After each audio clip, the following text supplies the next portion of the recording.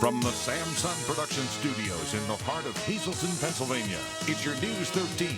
Brought to you by SSPTV and the Standard Speaker. A night of violence in Hazleton and 2 people are shot. Police are trying to piece together what happened that violent weekend. Our top story on News 13 for this Monday. Good evening, everybody. Thank you so much for joining us. I'm Kathy Bazinski. 2 people are in critical condition after shots rang out in an alley near Diamond Avenue Saturday night. Christina Papa spoke with an eyewitness who's still in shock. It's quiet enough to hear the pitter-patter of rain on Linden Court today, but the scene was much louder Saturday night. I told my husband, I said, is that fireworks or somebody shooting? Yeah. And he says, I think somebody's shooting out here. We looked down, I says, oh my God, I hear people running and carrying on. An argument got out of control. That's when shots rang out around 10:30 Saturday evening. Police say 2 people were hit and are now in critical condition after several shots were fired near the intersection of Linden Court and Diamond Avenue. Mass confusion. That's what Cassandra Brandmeier calls it. She drove home to find the argument happening right in front of her house. Well, this is when me and my mom pulled up. We saw a whole bunch of people right over there arguing, and then 2 of them were fighting. Cassandra says her niece and nephew come to visit her all the time. That's why she says when the brawl broke out, her and her mother called the police immediately. Several people were on the street arguing after the shots were fired. Cassandra didn't hear the shots, but she did catch a glimpse of the brawlers. Well, they were both tall. I think they were both, one of them was wearing a gray hoodie, and the other one was wearing a white t-shirt. He had blood on him. I think he was the one that got shot. And then the one with the gray hoodie took off. I think they're trying to look for him. One man in that fight ran into a nearby house when police arrived, but as more police came to the scene, one of the victims, a 27-year-old man, took off down Diamond Avenue. Cassandra says the other, a 23-year-old woman, waited for police to arrive. Yeah, one of them he took off though. He was on Diamond Avenue. The other girl was just sitting here bleeding. Police later converged at this McDonald's where a vehicle thought to be used by someone who fled the scene was flagged down. That driver was taken into custody. Police have not released the names of the victims and are still looking for the actor, who's described as a Hispanic male around 6'3" with a medium build. Anyone with information is asked to call Hazleton City Police. Christina Papa, News 13, Hazleton. Well, if you live in Schuylkill County and you just bought a home or transferred a deed to somebody else, you may want to pay some special attention to this. An out-of-state company is charging Schuylkill County residents 300 times more than the county does to get a copy of their deed. And as Matthew Petrillo explains, county officials are warning residents about it. The letter that lawyer Chester Corse is going through reads Deed Processing Notice, and it looks pretty official, like something a government agency might send someone. It seems to appear to be a bill, and people think that if they want to get their deed, they have to send in the money set forth in the bill. It's not a bill, but printed on it is a due date, a warning that reads a fine will be issued if someone tampers with the letter's delivery, and questionable language that Corse calls misleading. And even though in tiny print it says not a government agency, that certainly is not highlighted. It's not at the same type print as the other items, the attention-getting items, and I'm not sure anybody would be able to pick that up in a casual review of the notice. You're giving away money, and there's no reason to do it. Matthew Dudish, the Schuylkill County Recorder of Deeds, says homeowners should have their original deed. And while he calls the so-called notice legal, he says it's unethical. Just for example here, there's a warning, a $2,000 fine or imprisonment, interfering with the, delivery of this mail. Well, of course, that sounds like it came from a government agency, and people are convinced that they're going to have to do this. Now, to get a copy of your deed, all you got to do is take a trip down here to the Schuylkill County Courthouse. It costs just 25 cents to make a copy, but those sending out this solicitation were charging $83. News 13 called the Wilmington, Delaware-based company, but manager Max Stockton didn't want to be recorded. He calls the notice, quote, a service of convenience, and says obtaining a deed from the county can sometimes be intimidating. But Corse says he'd rather pay the county 25 cents instead of an out-of-state company more than 300 times that amount. If you receive one of these, throw it away. Be careful and don't pay attention to it. Dudish says the county will give anyone who received this notice a free copy of their deed. Matthew Petrillo, News 13, Pottsville. And still ahead on News 13, get ready for a rainy week, but we'll tell you when the sun will break through again in News 13 weather. But first, it's a new disease, it's deadly, and it's working its way around the globe. What might stop it and how you can avoid it, coming up on News 13. It's a frightening new disease that has killed half of the people that have caught the infection. Christina Papa spoke with an infectious disease professional to get the breakdown on the new killer called MERS. The first case was discovered just a year ago. Now this infectious disease has killed half of its victims.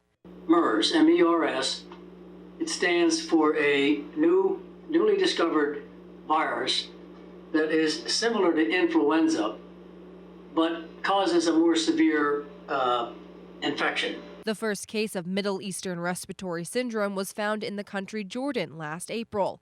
Lehigh Valley Medical Center's Division of Infectious Diseases chief, Dr. Luther V. Rhodes III, has dealt with similar cases, but he says MERS is very deadly. But appeared to be very scary because half the people that developed the infection died from the infection. To most, it may just appear to be the common cold, but Dr. Rhodes says the symptoms are unbearable. Well, it's a respiratory virus, much like influenza, and the symptoms are sudden onset of high fever, cough, shortness of breath, and pneumonia. There are 60 known cases in the world. Luckily, none of those have been in North America. Rhodes says doctors need to work diligently to find a cure before it reaches our shores. There currently is absolutely no specific treatment. We don't have a vaccine yet. It would be negligent not to look very carefully. Not enough people have died from MERS to tell if a certain race or age is more likely to catch the infection. However, most cases have been found in family members of the affected person. The people who acquire the infection are often family members or healthcare workers. Because there is no cure, Rhodes says people should do their best to stay healthy and always cover your cough and wash your hands. Christina Papa, News 13, Greater Hazleton. Well, although the weather was a little gloomy on Saturday, people still came out to enjoy delicious food, great entertainment, and raise money for a really good cause. Folks packed Community Park for the annual Festival of Sight, which benefits the Community Services for Sight organization. There was a variety of foods, many local bands, and fun and games for the kids to enjoy. And plenty of hard work and volunteer time went into make the event a success. All of the money raised at the festival goes to the organization to provide a variety of different services to its clients. The money that's raised today goes for services for the blind and visually impaired in the greater Hazleton area, as well as in Carbon and Schuylkill counties. The money will be used just to provide services in-home, reading mail, writing checks, grocery shopping, transporting our clients to medical appointments, and that's what we use it for. We're very fortunate that we've had so many great people come out today to support us. Community Services for Sight advocates for and helps those who are blind and visually impaired throughout southern Luzerne, Carbon, and Schuylkill counties. And time now for our regional weather from the National Weather Service. Checking the radar. There you go. Plenty of wet stuff falling on the region. Mostly showers, but a few thunderbusters could come up throughout the evening. Creative condition is a foggy one. It's by Zachary DeReamer, a student at Valley Elementary. And even though it's foggy and misty, he still has to go outside and walk his dog. Now let's take a look at News 13 weather from the National Weather Service for Greater Hazleton for tonight. Showers likely and possibly a thunderstorm right through the evening and into the overnight, a low around 62 degrees. For Tuesday, mostly cloudy with, you guessed it, a chance of showers, a high up to 69. Slight chance of showers at night with a low around 58 degrees. And heading to Schuylkill County for tonight, showers and possibly a thunderstorm right through the overnight with a low around 62 degrees. Then for Tuesday, mostly cloudy with a chance of showers, high getting up to 76 though, mostly cloudy at night with a low around 56. Well, it was a great weekend to be outside once the sun did decide to peek out from behind those clouds, and dozens of people decided to take advantage of the nice weather and hit the trails. On Saturday, people from all over the area came to celebrate the 10th annual Greater Hazleton Rails to Trails Day. Many brought out their bikes to ride the trail, while others laced up their hiking boots. There was plenty of free food for everybody to enjoy, also free helmets given out to kids. New additions, which have all been donated, were celebrated as well as the event. Every year we celebrate the improvements. This year we have a new flagpole here at the parking lot. We have 4 benches that were put in by the Rotary Club. We have other benches that were dedicated, trees that were dedicated along the trail. But this is right, it has turned into a community event. A number of different organizations from across the region were also there to provide information and encourage folks to use the trail as part of a healthy lifestyle. It's also a great day to support our veterans and to do it in a fun, relaxing way. The third annual Valley Vets and Cargill Captains Golf Tournament was held on Saturday at Edgewood in the Pines, and afterwards everybody headed to the VFW in Cunningham to enjoy a delicious meal. Cargill and the Valley Vets have been teaming up for the past 3 years to help raise money for the patients at the VA hospital in Wilkes-Barre. VFW has seen a tremendous response in donations from local businesses to help make this event a success. This is an excellent turnout by all of the participants, all of the hole sponsors. We had about 4 or 5 hole sponsors per hole. We had a lot of different companies donate money or gifts that you see here that will be given out to the participants, some of which participated water or other type of beverages. But it was a great community event here that we saw today. And all the golfers said they had a great time out on the course, but they liked even better the idea of raising money for a great cause. Well, Flag Day is officially this Friday, but a local community organization held a formal ceremony saluting our flag, our veterans, our military, and our nation on Sunday. Stephanie Gorney with more on the special celebration held every year by the Hazleton Elks.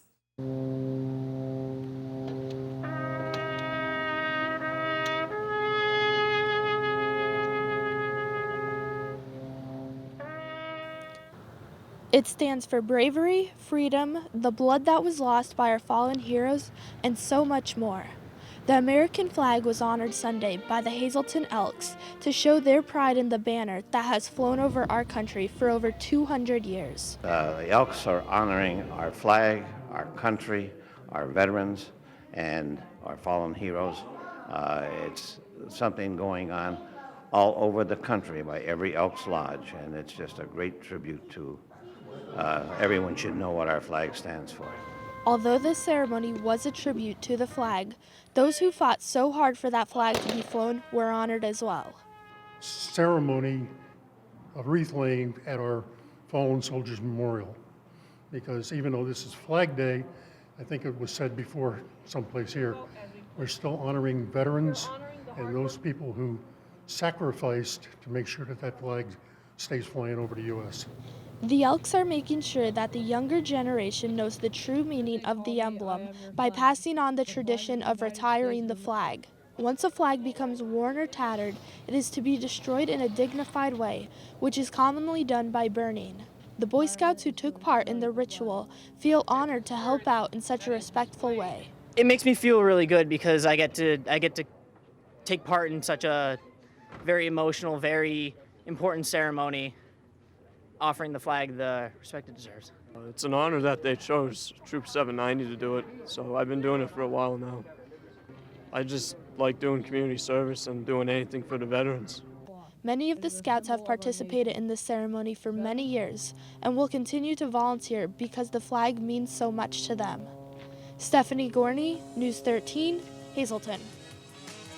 And let's check the winning midday lottery numbers. Good luck if you played. The daily, 862, Big 4, 6265, Quinto, 82076, and the treasure hunt, 4, 5, 10, 11, 25. Hope you won.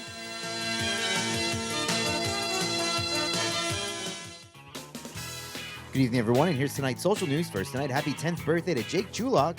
This wish comes with love from your family and friends. Tonight's Talk of the Town report, the second annual High Mountain Craft Beer Festival, sponsored by the Rotary Club of Hazleton, will be held Saturday, June 22nd at Genetti Inn and Suites in Hazleton. From 1 to 5 p.m., enjoy over 40 craft beers with entertainment by Osher Chat.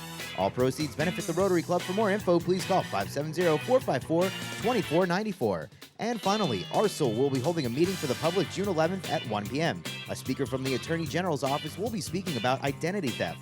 The office is located 8 West Broad Street in Hazleton. For more information, please give them a call, 570-455-9800. That's tonight's Talk of the Town.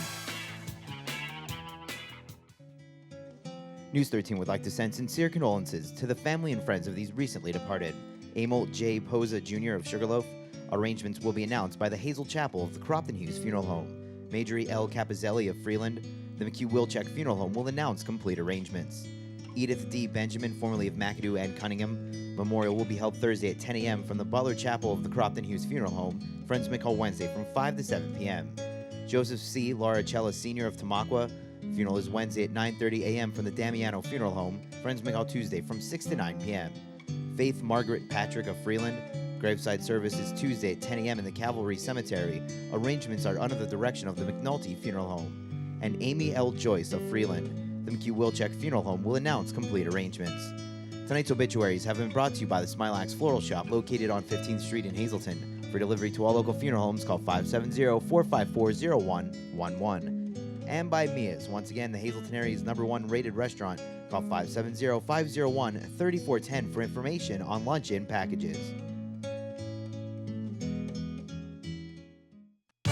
SSPTV Sports on News 13 with Fred Barletta Jr. Well, it's been a while since Jimmy Johnson last won up at Pocono. You almost have to go back 10 years, but he took care of that quickly yesterday. Comes away with the win, the first Pocono race of the year, and why not? He's been the best NASCAR driver over the last several years, so it almost seems fitting. Our Mike Madry was there. He caught up with all of the action in yesterday's exciting race. Jimmy Johnson came off a disappointing Dover 400 only to avenge that loss at the party in the Poconos 400. Johnson was lights out tonight, winning the race and led 128 out of the 160 laps. On Friday, Johnson said the fastest driver doesn't necessarily win racing on the tricky triangle. That was not the case on Sunday. We did on Saturday, yesterday's practice sessions, we were flying. And again, when things go so smooth right off the truck, at least from my standpoint, I always get concerned, like, how are we going to mess this up? Is something else going to happen? You know, and yesterday was cloudy and overcast, and I wanted to put a lot of stock in that, that's why our car was so good. Despite Johnson's dominance, he still showed signs of brilliancy, battling agonizing pressure. Throughout the race, he faced a trailing Ryan Newman, who practiced for hours at the track 2 weeks ago. Newman used that practice well, finishing 5th. Another strong racer was Dale Earnhardt Jr., who gave Johnson a run for his money during the final stretch. Earnhardt finished 3rd, and the number 48 car was still able to prevail. Time and time again where we had the dominant car and late cautions kind of shuffle the deck and change things dramatically. Luckily for us today, the cautions fell at the right time to where fuel mileage, we were playing the right strategy and right game there. And then with having control of the race on the restarts late by being the leader, it gave me a little bit of control, and I was able to pick the right lane and rally around those guys on the outside of turn 1 and make it less stressful. Well, after an exciting finish by Jimmy Johnson, Long Pond isn't done seeing more NASCAR Sprint Cup Series. They will return here August 1st to see the GoBowling.com 400. Long Pond hopes the weather is just as good in August as it was here on Sunday. Mike Madry, News 13 Sports, Long Pond. And again, they'll be back at Pocono a little bit later on this summer for round 2, but was a very interesting one yesterday, to say the least. Now, we told you on Friday about Donald Pollett. Well, the sophomore for the Syracuse Orange set a personal record time of 13.53, and that was good enough to finish 6th overall in the nation at the NCAA Outdoor Track and Field Championships that was held at Hayward Field out in Eugene, Oregon. Now, with that, he also gains All-American honors, and he is now looking forward to competing yet again among not only the best in college, but even those who are out of school. That'll be in Des Moines, Iowa this weekend. So we'll wait and see how that works out. But he just finished with a spectacular season. He was the male track athlete of the year for Syracuse University. And he will be back because even though he is a junior academically, he has sophomore eligibility. So we haven't heard the last from Donald Pollett as he strives to win the gold medal at the NCAA Championships. Russ Kanzler had a base hit, although his Norfolk team came up a run short. 30 hits between the two teams. Can you say slugfest? The Rail Riders got beat up in Buffalo yesterday, and the Lehigh Valley Iron Pigs came away with a win. There's the minor league schedule for today. Don't look now, but the Tampa Bay Rays are on a roll, and they're starting a big series with the Red Sox tonight. They are just 3.5 games out of first place. You know, Joe Maddon's club has the second best record in the major leagues since the month of May. Now, with all the rain, there really was a day and a half of nice weather over the weekend, and they took advantage of it down at Edgewood. for the start of the opening of the Little League Golf League. Their opening ceremonies were held, and I'll tell you what, look at that weather. We haven't certainly had that right now. You know, this league was created 4 years ago. It's grown to over 100 golfers ranging in ages 6 to 18. Golf has become more popular over the years because it's so different than all the other sports and has a lot to offer. Another avenue, another option for them. Not everybody wants to do all the other sports, and it's just something else. So a big increase in girls this year. It's a good league. It's competitive for them also. It's a lifelong sport. It's a sport you can play for your whole life and play with different generations, play with your parents, your whole family, and anybody. Now, State Representative Tara Toohill, West Hazleton Mayor Frank Schmidt hit the shots, and all the kids were excited to start off another great season. And they picked a good day because it was ugly before that, and it looks like it's going to be that way all week long as well. And as we move further into summer, you're probably going to see more bicycles out on the road. As Matthew Petrillo tells us, apparently vintage two-wheelers all the rage this year. You want an old bike. We're talking about old bikes. Pottsville Bike and Board has only been in the area for a little more than a year, but it's adding style to its bikes with some old school charm. Well, we do new, used, restorations. We have a lot of fun with bikes here. I'm sort of hopelessly hooked on the hobby. His hobby is about putting life back into old bicycles. We take them back to new. The oldest bike in this shop dates back to 1894. His bike is from the 1930s. And even though the vintage bikes may have a few scratches here or there, newer doesn't always mean better. New ones, they're a little more comfortable, a little faster. The old ones, they're just cool. I really love the finished product. Is my favorite part, more than the actual restoration itself. The old school bikes have taken a beating from years of wear and tear. So Brock says they can be ridden in any type of weather. Even with a little bit of rain, News 13 hopped onto one of the two-wheelers to take it for a spin. The vintage style garnered many stares from passers-by, but cool will cost you. Now, these bikes may be old, but restoring them can get pretty expensive. They can run anywhere from $300 to this one right here will cost about $5,000.